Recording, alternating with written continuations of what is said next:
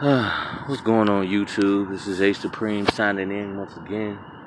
It's been over a year, I think, since I've last logged in and, well, not logged in, but did a video. Just want to get a few things off my mind. As you see, I'm at my favorite place as usual. Not that anyone really cares, but, I thought I'd let y'all know anyway. I think today what I'll talk about is self-actualization and genuine change. I once heard it said before that people don't truly change, they simply modify their behavior. That's true to an extent.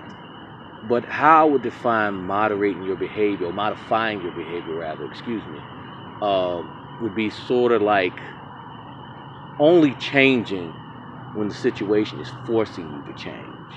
Like, for example, someone who is a big drinker or smoker, or just to stick with drinking for now.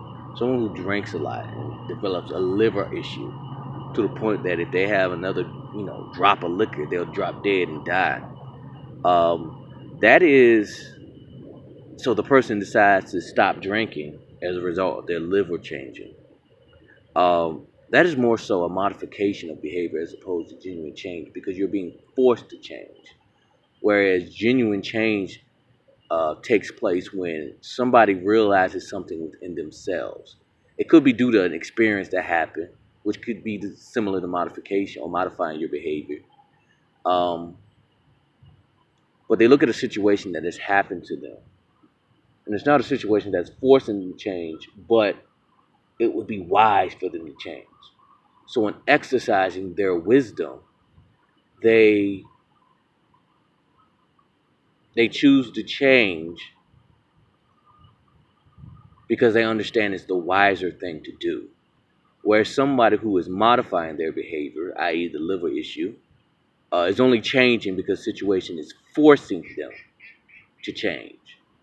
That to me is the difference between genuine change and simply modifying your behavior, because if it wasn't for the underlying issue that is forcing you to change, you would not change. You see what I'm saying? And you have to know the difference, because, for instance, when I watched this TV show, it was a TV show like back in 2010, 2011, maybe 2012 too, called The Game. And I know a couple of you, most of you have probably heard of it, especially the black audience, where you have Malik Wright, who is this cocky football player. And he's just out here doing whatever the hell he wants, speeding, smashing his homeboy's girl and not giving a damn. Until one day, he gets stopped by a cop. And this cop didn't appear to be a football fan. And as a result of that, he was arrested. Now, this was a wake-up call for Malik Wright, because it made him realize he was not invincible. And it is at this point he begins to change his character. But is that a genuine change? Because if it takes you getting arrested, or if it takes you being put in a situation where you're forced to change because you realize you're not invincible or untouchable, then what would have happened if that never took place?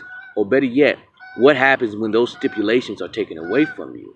Do you go back to being the old him? Or does he go back to being the old him? Or, does he, stay the same? Now, in some cases, people might stay the same, but perhaps that's only because it benefits them to stay the same, or they've seen the benefits of it.